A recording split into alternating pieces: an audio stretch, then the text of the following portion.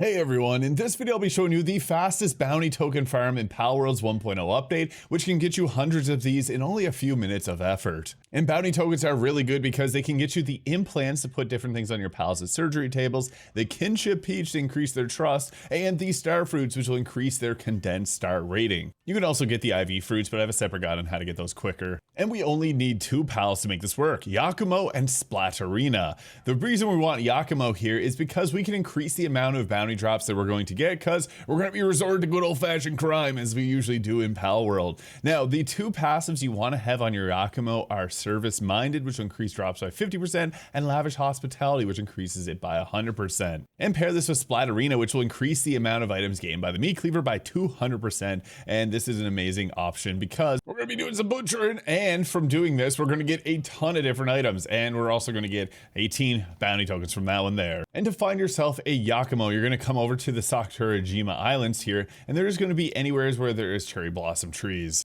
And Splatterina can be found just right here at this location, minus 1078, minus 1457. I also set up a base here, but what's great about this farm is they're all going to be in the feybreak isles, and we can run to these pretty quickly. Now, the first one we're going to go to is the Scorched Hill here. There's going to be two that we can hit up back to back. I'd recommend placing icons here at minus 1177, minus 1225, as well as at minus 1231 and minus 1185. Now, I like to have a speed mount here for some of the further away ones. However, I just want to make something clear. You want to ride on Yakumo's back so you don't end up having him take out these targets. And we're going to be using the Pal Tamer's glasses or the Ring of Mercy here, which will prevent us from taking out the target, but it doesn't apply to our pals. So I would recommend riding its back so you don't end up taking them out. But simply come from the fast travel location. We're just going to be running straight on over to this group of bones here, and you're going to see Pinch here. So we're looking for all of these targets, and we're just going to go ahead and attack it here, and then you're going to try and capture it. So I like to use those moments to get a reload in. You obviously want to try to take it down to as low health as possible so that we can actually have a higher chance of taking it out. Getting the Mercy hit there. And boom, we got ourselves a catch. Now,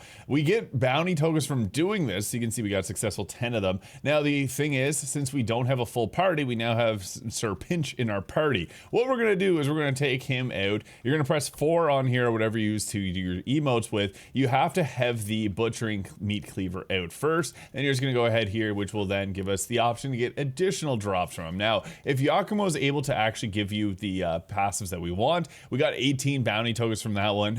That's a total of 28 for that. And there's a nice quick travel just straight over here. I would recommend also using the wingsuit if you got it. I just really like to have that here. And again, we do need to have Yakumo out while this happens. I'd recommend just riding him so it's nothing bad here happens. And don't use a butcher's knife. It is really low damage. And watch out for the Oma Skulls. They have hilarious animations here, but yeah, they'll end up grabbing you. So that obviously doesn't help us out any. And then we'll try to catch him. And boom, we got him another 8 bounty tokens. And another 18 there. After this, if you want another quick and easy one to grab, these will respawn after about like 30 minutes, a full day of in-game time roughly. Feybreak Shipwreck, there's literally one right there. And I again recommend putting markers on here to make it quicker. You'll spawn in here at this marker and you're just literally going to turn around, jump backwards, and then you'll see them fall from the sky here. So again, we're going to pull out Yakumo, ride on its back so that nothing funky happens, and then just take them out. So yeah, you can just use whatever weapons that you have here available. And same deal, we got 4 that time. Our next location will be down even more south, and we're going to be coming to minus 1194, minus 1710. And these are the easier ones to find. Watch out if there is a Vanworm Chris there that is trying to take it out. And another 6. But then I'm going to come over to the Wildlands Floodgate here, and Dazzle will be at minus 846, minus 1284. And that's another one. After this, you're going to proceed north here, and we're looking for minus 739, minus 1002. This is the only one that's really confusing. You're going to come here from this, and then you're going to make your way over to this large cave here. Anytime you see this like formation in the ground, highly recommend running inside it because there's going to be a cave there. Typically with something nice, this is a little bit annoying to proceed through. But inside you'll find Gnaw here, which is a name appropriate if you see the location that we're at. And there we go. And lastly, we'll make our way over to Billy here from minus 1070, minus 901. We come here from Hill Entrance or to Curved Red Rock. This one is a little bit further away from a spawn point, but we're going to make our way up here, and that's why I'd recommend putting the map markers to make it a little easier.